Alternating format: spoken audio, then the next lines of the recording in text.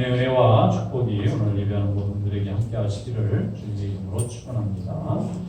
거국은 윤석열 대통령이 이제 취임을 해서 새로운 정부가 출범을 했습니다.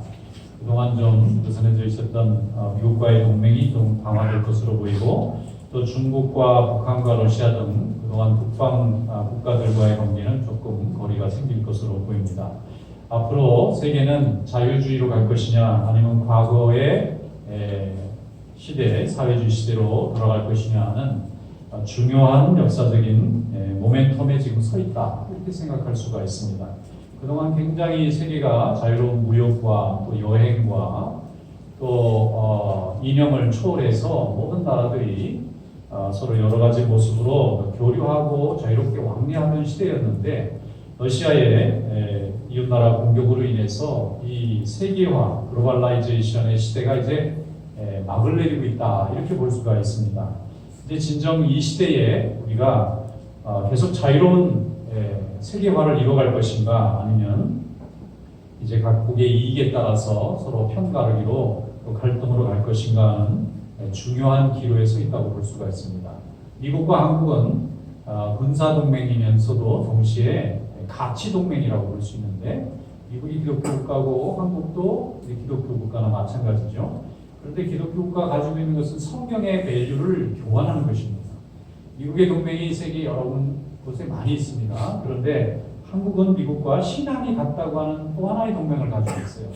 그래서 미국이 가장 좋아하고 또 가장 자랑스럽게 생각하는 동맹 중에 하나가 한국이라고 볼 수 있습니다. 그런데 이 러시아의 이웃나라 침공으로부터 시작되는 이 다시 신냉전의 시대에 우리 한국의 역할이 매우 중요해지고 있다 생각합니다. 과거에는 한국이 연약한 나라였지만 지금 굉장히 강한 나라가 됐고, 또 미국 역시 한국이 협력이 있지 않으면 세계를 이끌어가는데 어렵기 때문에 두 나라의 협력이 어느 때보다 굉장히 중요한 시기가 됐어요. 그래서 우리 고국이 지혜가 필요합니다. 시간을 허비하지 않고 이 역사적인 시기를 잘 보내야만 우리 한국이 하나님 앞에 이 시대에 쓰임받는 민족이 되리라고 믿습니다. 한 세기 전에 굉장히 변화가 심한 국제정책 가운데 우리 한국이 이 시간을 허비하는 바람에 남의 나라에 종살이를 하는 어처구니 없는 큰 손실을 본 적이 있어요.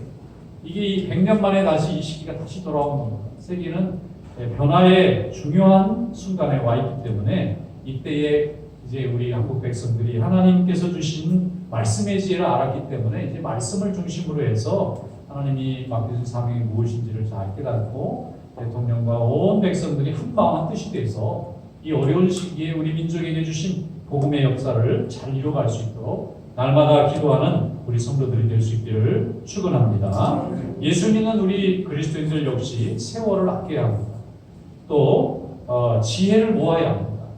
하나님의 나라를 세워나가는 일을 우리가 맡았기 때문에 하나님의 나라를 세워나가면서 개인의 인생을 세우고 가정을 세우고 교회를 세우고 나라를 세워나가는 일에 우리 성도들의 역할이 어느 시기보다 중요한 때가 됐습니다.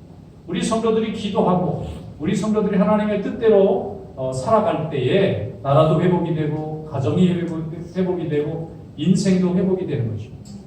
복음이 없는 인생, 복음이 없는 가정, 복음이 없는 나라는 온전히 회복될 수가 없어요. 축복받지 못합니다. 미래가 없습니다. 복음이 없으면 미래도 없고 복음이 없으면 축복도 없는 것입니다. 하나님의 말씀은 선택하느냐 마느냐 문제가 아니라 없으면 정말 살아갈 수 없는 굉장히 중요한 우리의 축복이고 생명과도 같은 것입니다.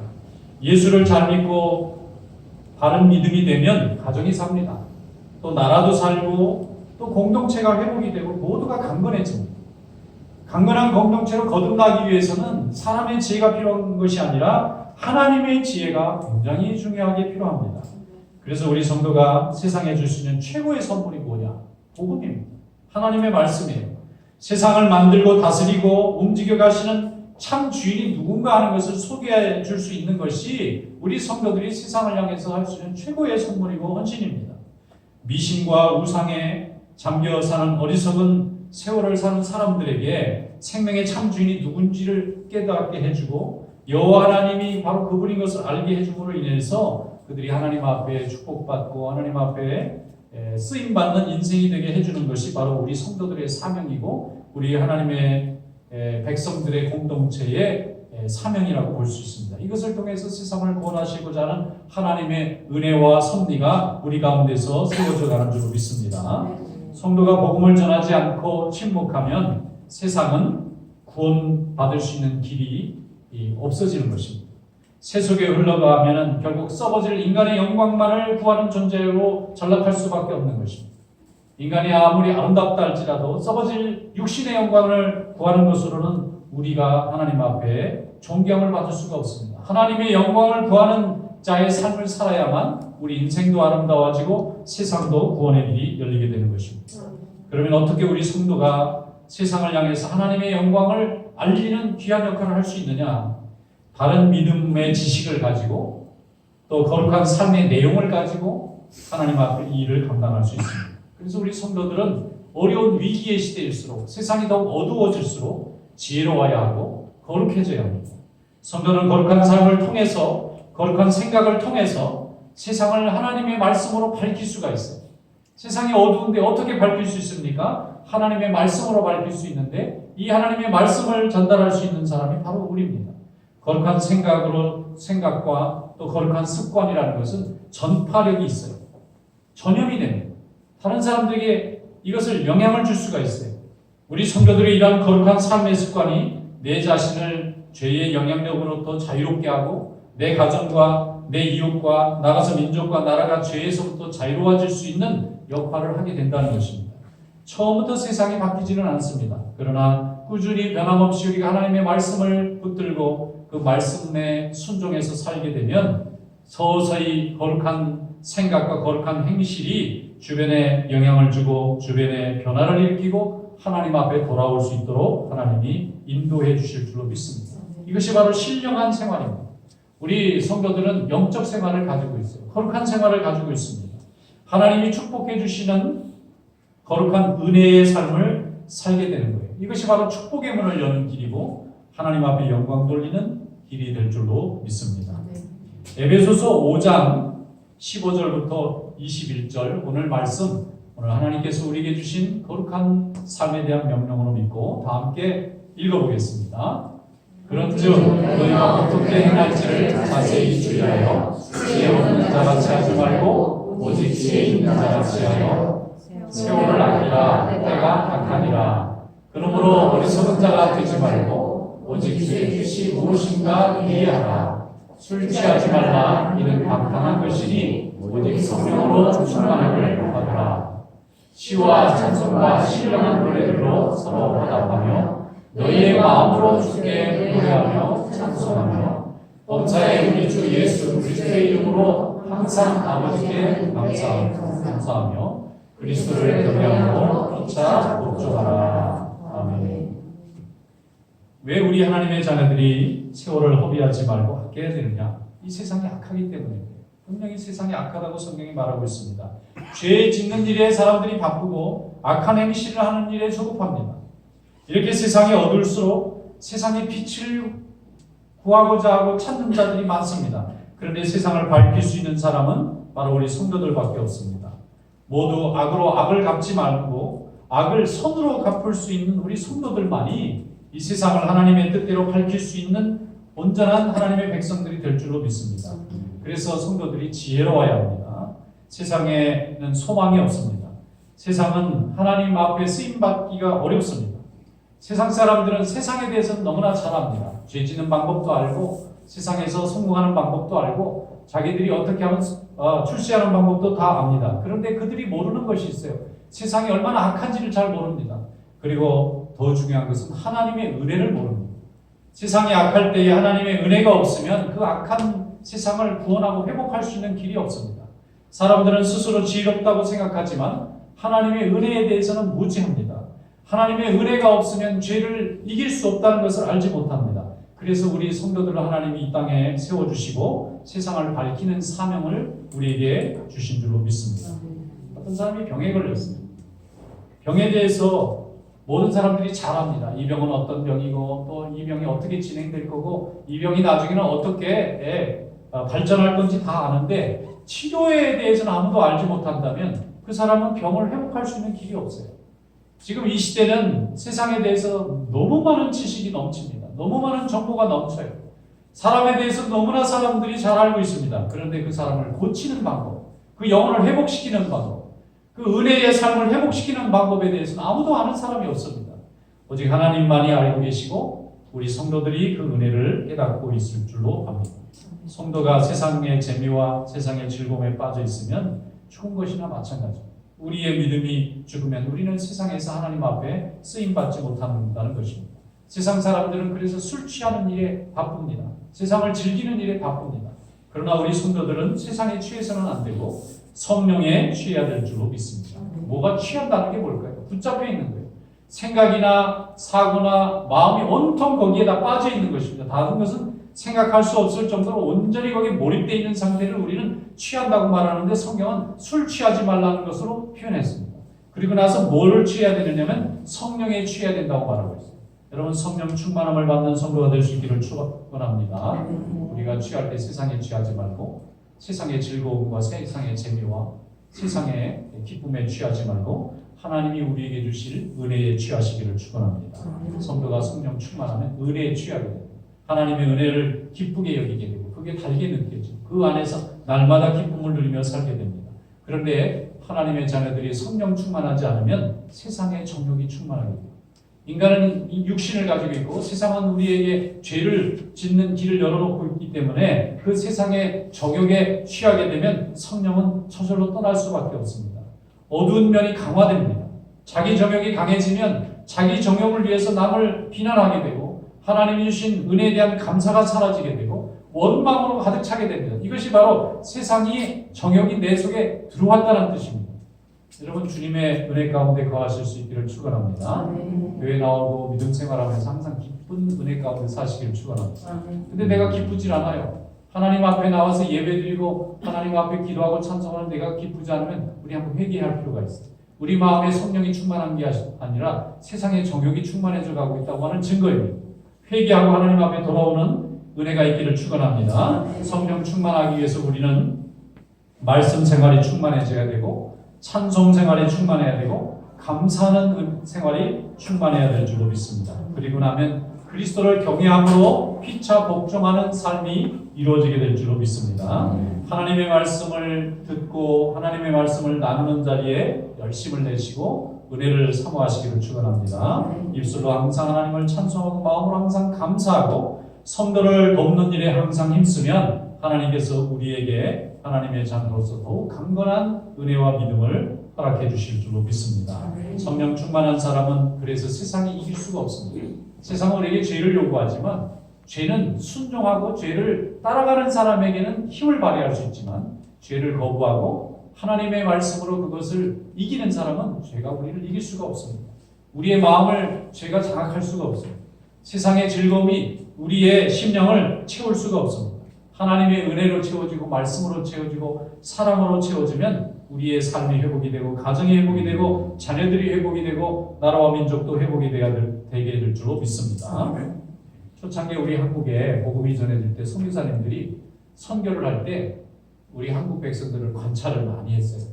그래서 네비우스 플랜이라고 네비우스라는 중국 선교사가 한국에 있는 선교사님들을 다 모아가지고 몇 주에 걸쳐서 이제 선교 세미나를 하고 갔는데 그것이 한국 교회 역사에 보면 네비우스 플랜이라고 해서 한국에 아주 잘 맞는 선교 정책을 한 것으로 기록되어 있습니다.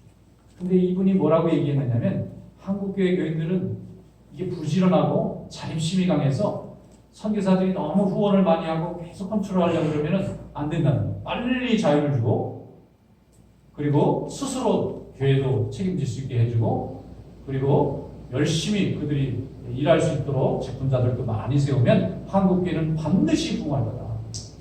그리고 또 하나 착안한 게 뭐냐면 한국교회는 여자들을 교육을 잘 시켜야 된다.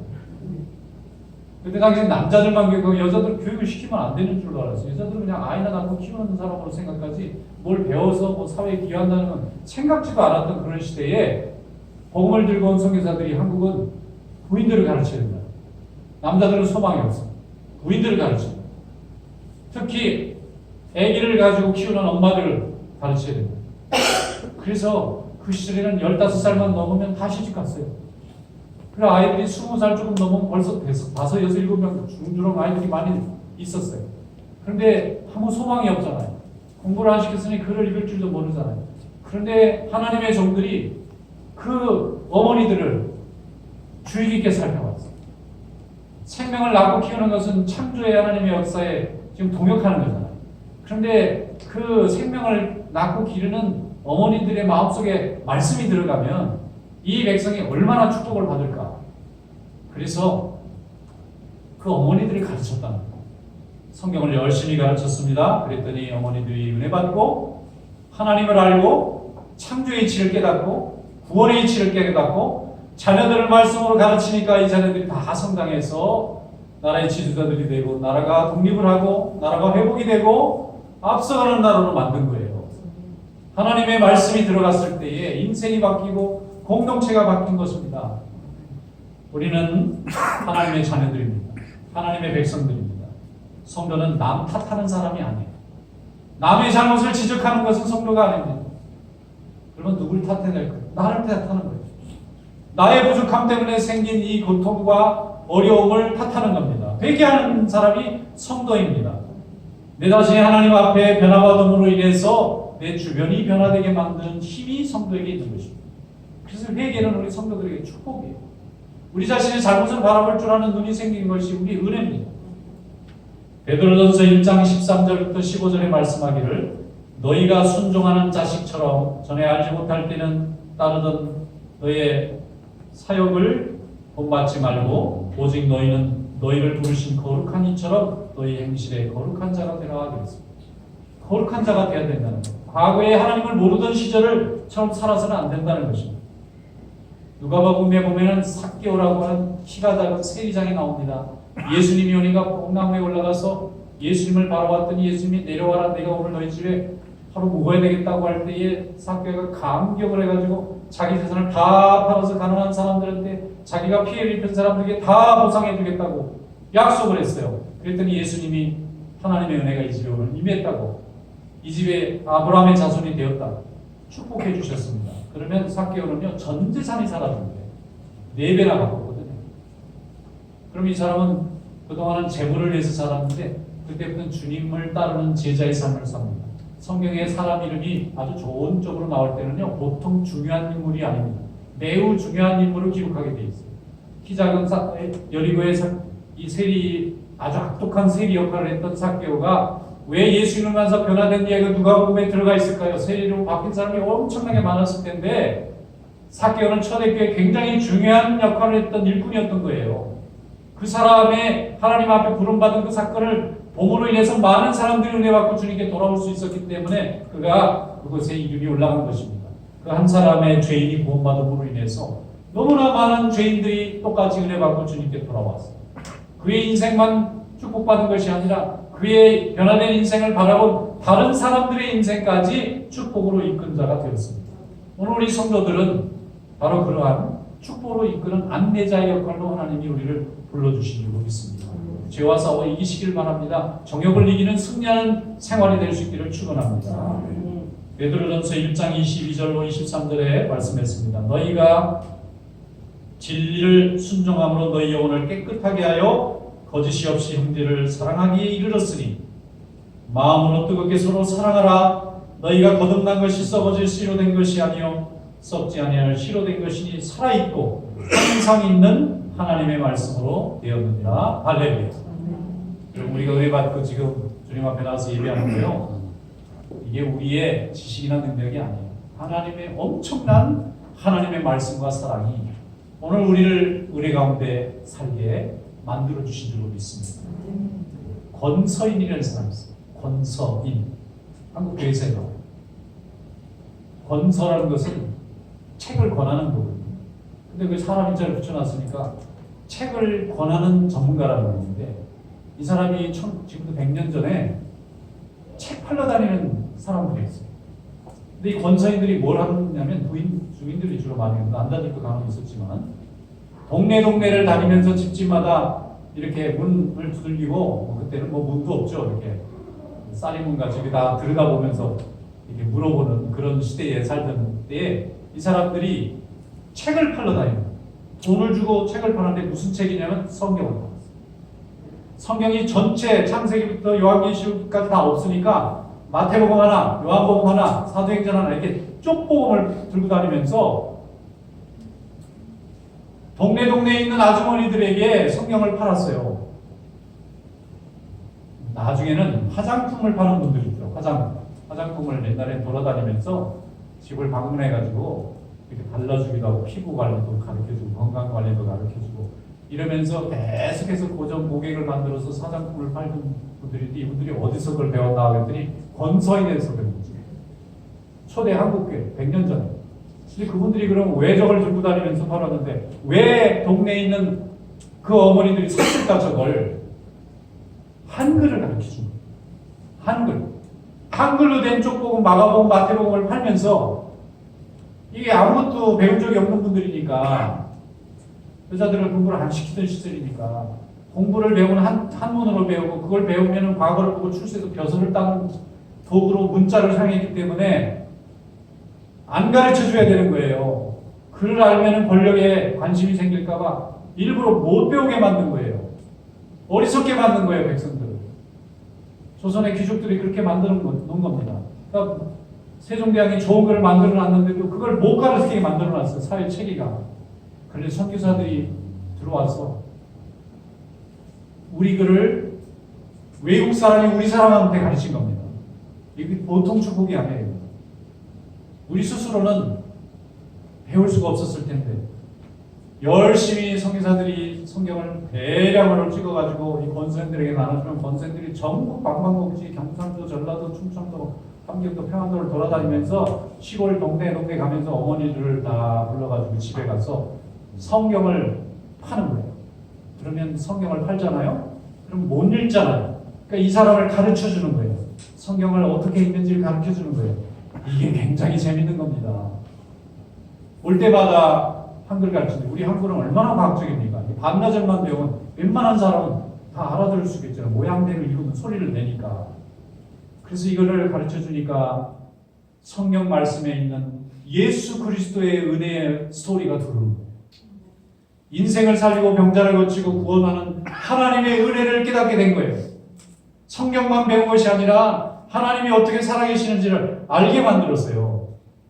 그래서 다 그 어머니들이 은혜를 받고 자녀들에게 죽는 날까지 하나님 말씀을 들고 가르치니까 그 자녀들이 어릴 때부터 하나님 말씀을 배우고 그래서 나라가 살고 가정이 살고 역사가 살아나게 된 것입니다. 하나님의 말씀은 지금도 모든 생명을 치유하는 능력이 있어요. 우리가 그 하나님의 은혜를 받고 우리가 또 전하는 사명을 받게 된 것입니다. 성도는 거룩한 삶을 추구하면 할수록 세상에는 유익이 됩니다. 우리가 예수 잘 믿고 깨끗하고 거룩하고 복되게 살면 우리만 복을 받는 것이 아니라 세상에 복을 받아요. 그래서 우리가 더 열심히 기도해야 됩니다. 전쟁을 멈추고 세상의 갈등을 멈추고 적대감을 멈추고 하나님 앞에서 우리의 인생에 하나님의 형상이 회복되게 하는 일은 우리가 찾아다니면서 설명하는 것이 아니고 우리가 가서 해결하는 것이 아니고 우리가 하나님 앞에서 거룩하고 아름다운 삶을 살아가는 것입니다. 삶의 열매를 통해서 역사는 충격을 받게 됩니다. 우리의 삶을 통해서 주변이 변화받고 하나님의 음성과 하나님의 모습을 보게 되고 그로 인해서 하나님께서 쓰임받는 삶이 될 줄로 믿습니다. 하나님께 영광을 돌리는 삶이 되는 것입니다. 그러므로 더욱 말씀을 사모하고 하나님께 영광 돌리는 성도들의 삶이 될 수 있기를 축원합니다. 세상에서 열심히 즐거움에 빠져 살던 분이 예수 믿고 회개하고 주님께 돌아왔어요. 근데 이분이 하는 얘기가 뭐냐면 왜 세상 사람들이 이렇게 좋은 하나님의 은혜를 모르고 안 믿는지 모르겠다는 거예요.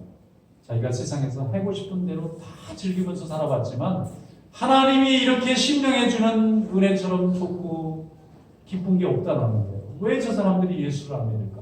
세상에서 제대로 죄 접은 사람은 하나님의 은혜가 얼마나 귀하고 소중한가 하는 것을 알고 깨닫게 되는 것입니다.